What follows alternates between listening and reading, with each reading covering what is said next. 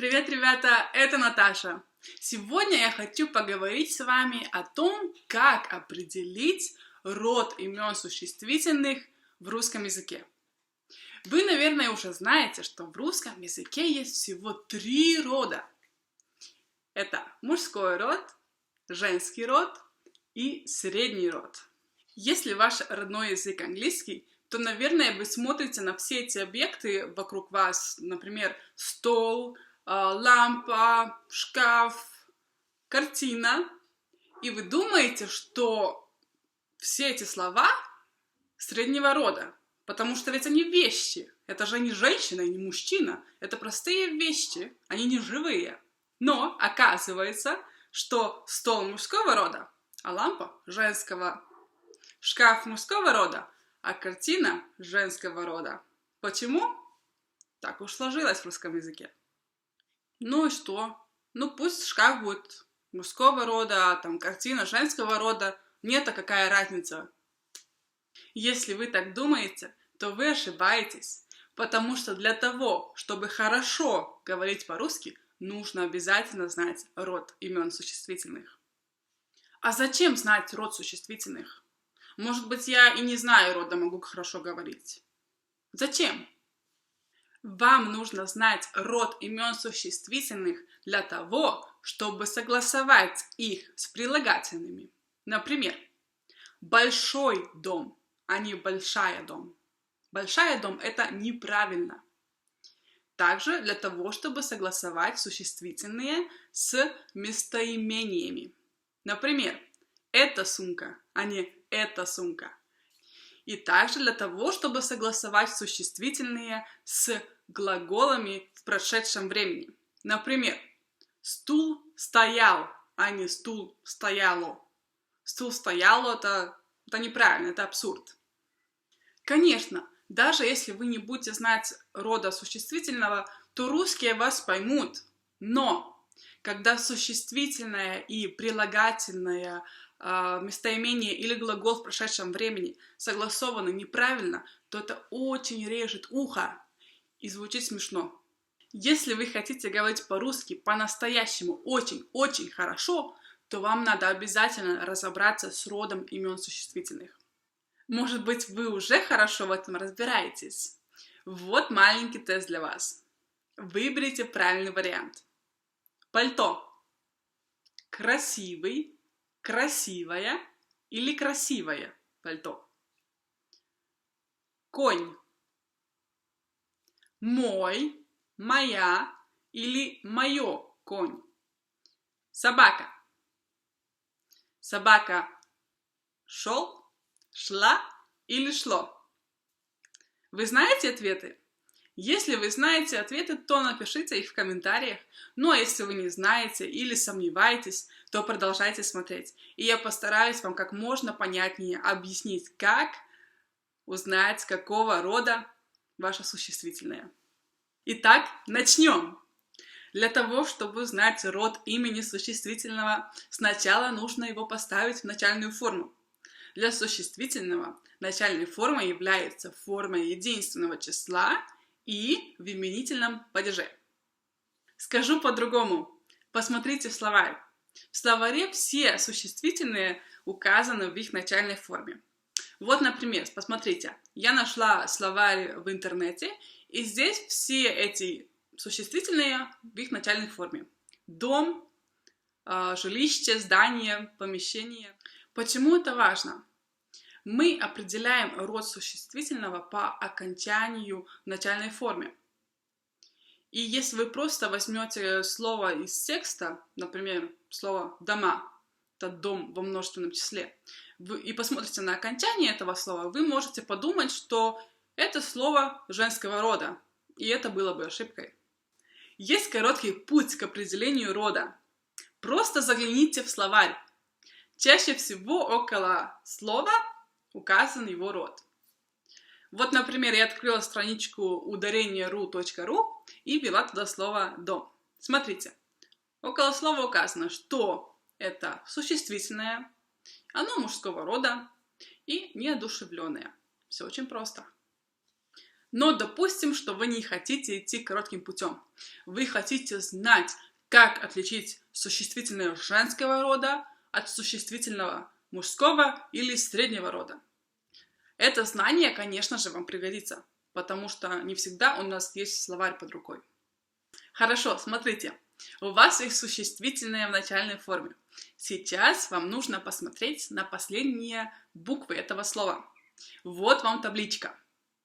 Существительные мужского рода заканчиваются на согласную букву и краткую, мягкий знак «а» и «я». Существительные женского рода заканчиваются на «а», «я» и мягкий знак. Существительные среднего рода заканчиваются на «о», «е» и «мя». Как вы уже понимаете, отличить существительные женского рода от существительных мужского рода будет довольно сложно. Давайте тщательно рассмотрим эту таблицу.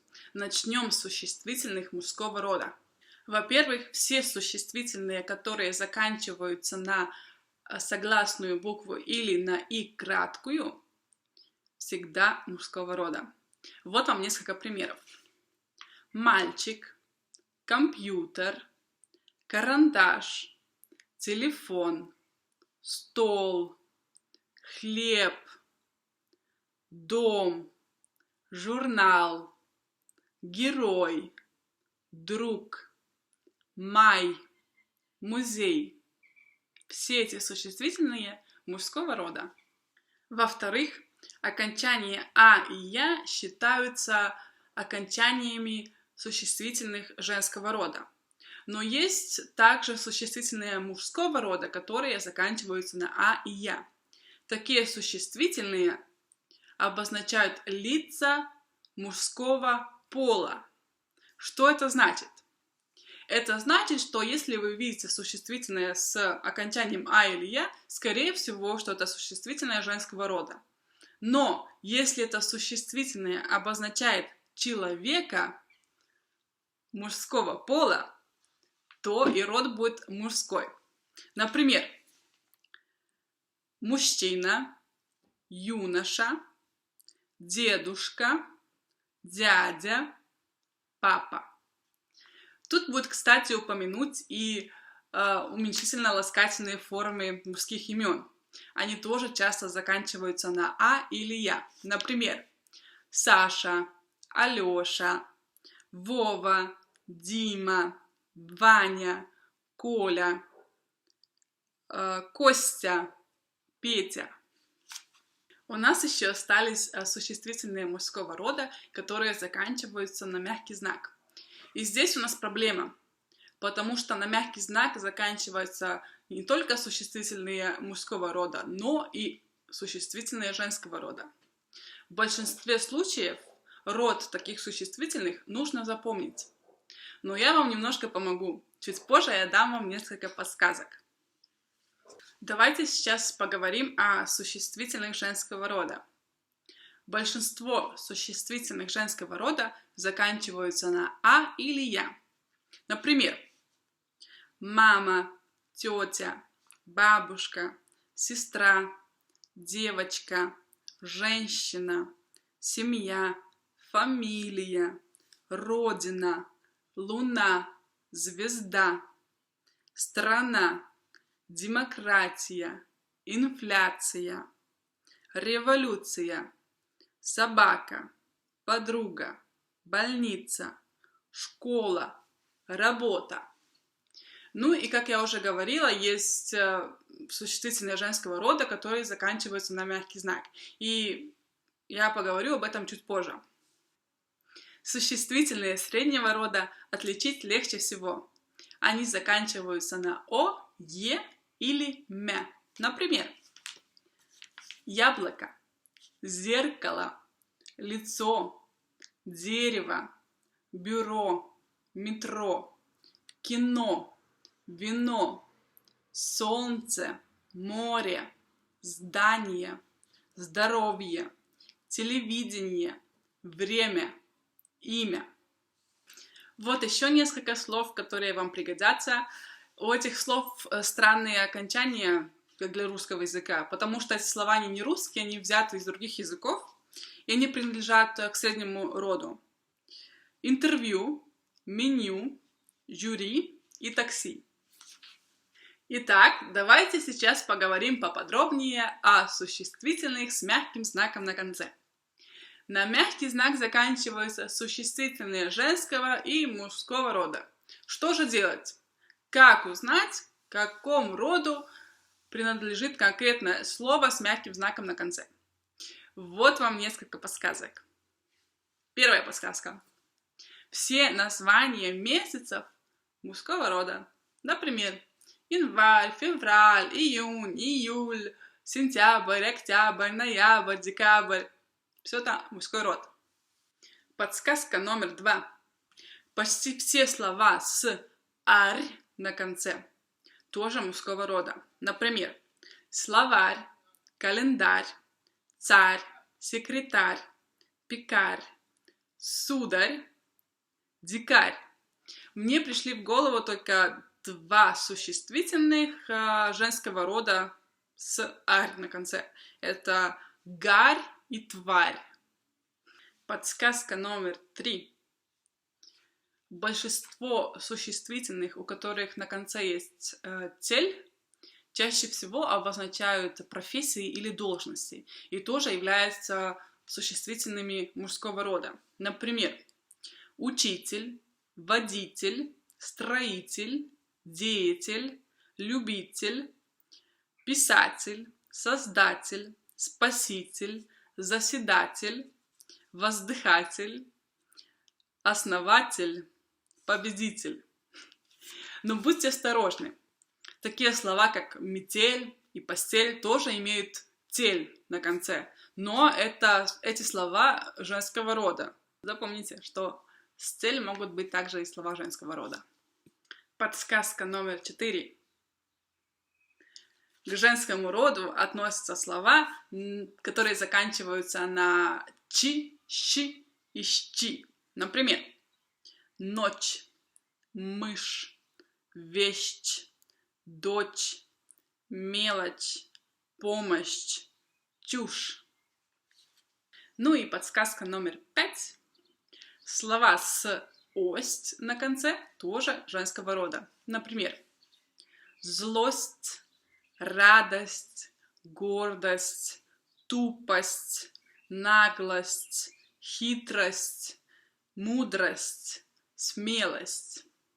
И да, ребята, мне вас очень жаль, но род всех остальных существительных с мягким знаком на конце вам придется просто-напросто запомнить. Начинайте зубрить. Если честно, ребята, то я надеюсь, что со временем вы начнете отличать род существительных интуитивно.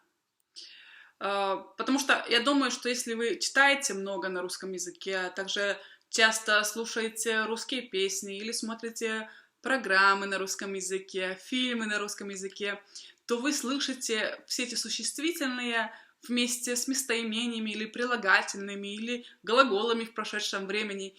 Вы запоминаете, какие окончания должны быть с одними или с другими существительными.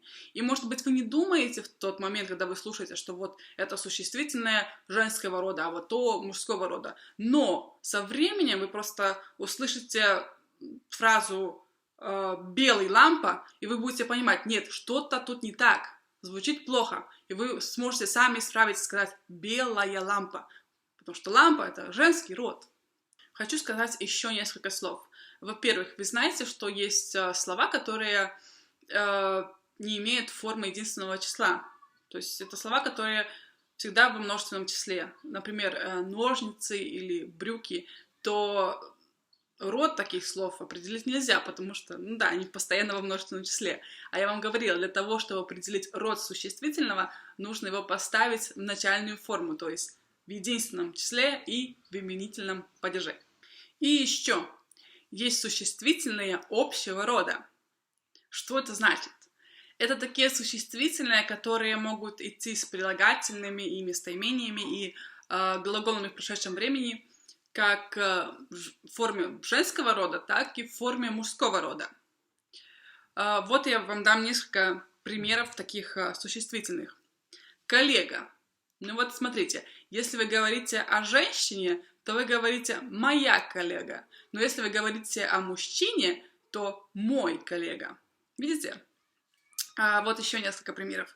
Сирота, умница, плакса, заводила, непоседа, тихоня, почемучка, зазнайка, сладкоежка, тупица, невежа, обжора, неряха, невежда. Я дам вам еще один пример с умницей. Допустим, если у вас есть сын, то вы можете ему сказать: «Ой, какой ты у меня умница!» Но вы тоже можете сказать умница своей дочке. Тогда вы говорите: «Ой, какая ты у меня умница!» Видите? Сыну какой, а девочке какая. Какой умница или какая умница. Да. Ребята, это все, что я вам хотела сегодня рассказать. О местоимениях и о прилагательных мы поговорим с вами в следующих видео. Я думаю, что вам будет очень полезно узнать, как согласовать прилагательные и местоимения с существительными разного рода, мужского, среднего или женского рода. Так вот, об этом мы поговорим в следующих видео. Ну а сейчас мне было бы интересно узнать, знаете ли вы ответ на тот тест, который я вам дала в начале видео. Если вы знаете, то напишите свой ответ в комментариях. Но даже если вы сомневаетесь, знаете вы или не знаете, все равно напишите свой ответ, потому что за вашу ошибку никто вам по голове не даст. Так вот, это все на сегодня, друзья. Спасибо, что смотрели, и до скорых встреч. Пока-пока.